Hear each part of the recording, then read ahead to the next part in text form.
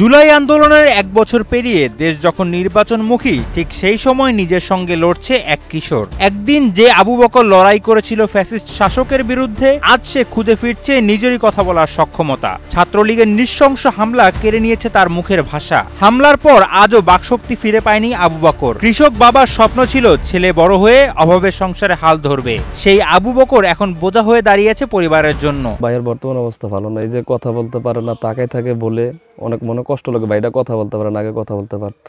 ডাক দেয় আবু বকর, কথা বলতে পারে না, ভাই মাঝে মাঝে কান্না করে, তা আমরাও চোখের পানি চলে আসে। কুমিল্লার দেবিদ্বার উপজেলার শাকতলা গ্রামের মোহাম্মদ আবুল খায়েরের ছেলে আবু বকর দক্ষিণ গুনাইঘর ইউনিয়নের মাসিকারা উচ্চ বিদ্যালয়ের শিক্ষার্থী ছিলেন। গত বছরের 4 আগস্ট দেবিদ্বারে বৈষম্য বিরোধী আন্দোলনে অংশ নেয় আবু বকর। আবু বকর আমার সাথে দেবিদ্বার গেছে।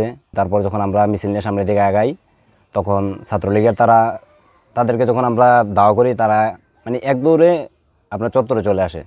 তখন তারা যখন আমাদেরকে রিটার্ন আবার দাওয়া দেয়, তখন দাওয়ার মধ্যেই আবু বকরকে কালাচান সুপার মার্কেটের সামনে এসে তারা মানে ধরে ফেলে। তখন তাকে মনে করেন যে আমার সামনেই তারা আঘাত করে, কিন্তু আমার সামনে আরেকটা ছেলেরা আঘাত করে। তখন আমি ওরে বাঁচাইতে যেয়ে কিন্তু ওই আমার হাত ছাড়া হয়ে যায়। ঠিক আছে, আমি ওরে নিয়ে একটা চিপা জায়গায় ঢুকে গেছি। এই কারণে মনে করেন যে ওরে সুযোগ পাইছে, ওরে এই আঘাতগুলো করছে। প্রথমে ওরে হচ্ছে যে হান্নান ওই লাঠিতে আঘাত করছে, মানে হান্নানের লাঠির আঘাতের মানে ওর নিচে পড়ে গেছে। তারপর ওরে 4-5 জনে গ্যাস পাইপ দিয়ে বাইলিছে। তারপর ওর মাথার ভিতরে রান্দাও দিয়ে একটা কোপ দিছে, হাতের একটা রক কেটে গেছে, হাতের মধ্যে একটা কোপ দিছে। মানে অনেকভাবে তারাকে আঘাত করছে। এরকম আঘাত মনে হয় না যে আর অন্য কেউ এরকম আঘাত হয়েছে কিনা, এটা আমি কইতে পারি না। কিন্তু দেবিদ্বারের ভিতরে মনে করেন যে সবচেয়ে বেশি আঘাত ওরেই করছে। ওর সবচেয়ে বেশি ইনজুরি হচ্ছে মাথায়। মানে যখন ওর মাথায় কুমিল্লা টমাতে চিকিৎসাধীন অবস্থা ছিল, তখন তো ওর দৈনিক মনে করেন যে আপনার সিটি স্ক্যান করাইতো মাথা, মানে মাথার এক সাইড ড্যামেজ হয়ে গেছে।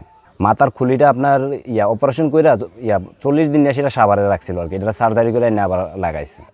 ডান হাতটা কিন্তু ইনজুরি, হাতের একটা রক কাটা। এখন পর্যন্ত মনে করেন যে হাতটা লাড়তে পারতেছে না, কোনো কিছু করতে পারতেছে না, মাথার ইনজুরির কারণে কথা বলতে পারতেছে না। সেদিন আন্দোলনে মিছিলের সামনেই ছিলেন আবু বকর। খবর পেয়ে ছাত্রলীগ যুবলীগের সন্ত্রাসীরা হকিস্টিক, রামদা, রড, গ্যাস পাইপ নিয়ে নিরস্ত্র সাধারণ শিক্ষার্থীদের ওপর হামলা চালায়। তারা আবু বকরকে বাগে পেয়ে ধারালো অস্ত্র দিয়ে নির্মমভাবে আঘাত করে। এতে মাথার বাঁ পাশের খুলি আলাদা হয়ে যায়, মস্তিষ্কের বড় ধরনের ক্ষতি হয়, এমনকি কেটে দেওয়া হয় তার হাত পায়ের রগ। আবু বকরকে মৃত ভেবে রাস্তায় ফেলে যায় দুর্বৃত্তরা।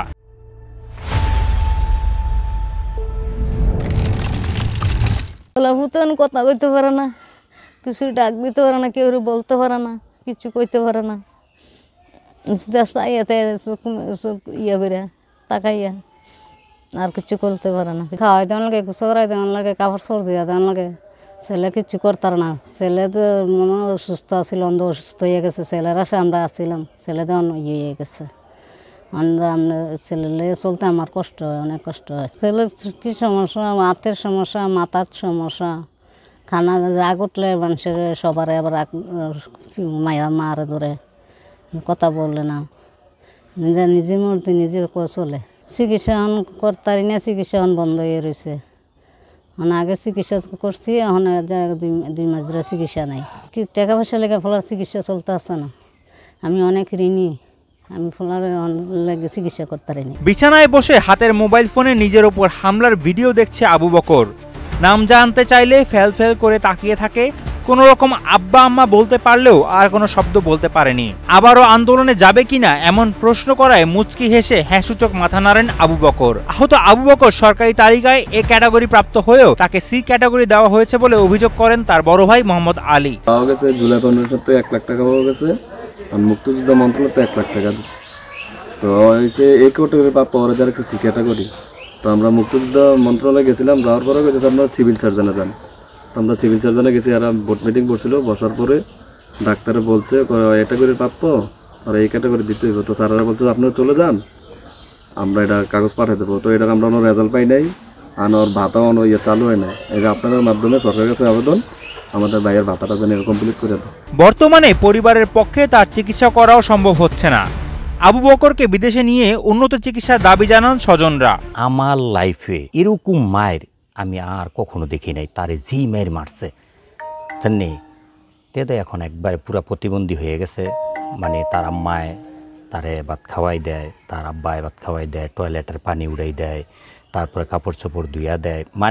মানে তে নিজে কিছুই করতে পারতে আসে না এবং কথাও বলতে পারতে আসে না।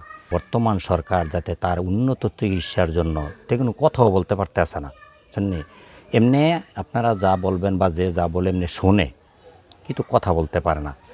তো সরকারের কাছে বিনীত অনুরোধ, সরকার যাতে তার একটা উন্নত চিকিৎসার জন্য প্রয়োজনে তাকে যাতে বিদেশে পাঠাই হইলো তার একটা চিকিৎসা করে হয়তো করতে পারে, দেখতে পারে। জুলাই গণ অভ্যুত্থানের অর্জনের অংশ হিসেবে দেশ যখন নতুন সম্ভাবনার প্রান্তে, 16-17 বছরের আবু বকরের জীবন তখন বিভীষিকাময়। স্বজনদের বিশ্বাস, উপযুক্ত চিকিৎসা পেলে স্বাভাবিক জীবন ফিরে পাবে আবু বকর। নৃশংস এই হামলার দৃষ্টান্তমূলক শাস্তিও চায় এলাকাবাসী।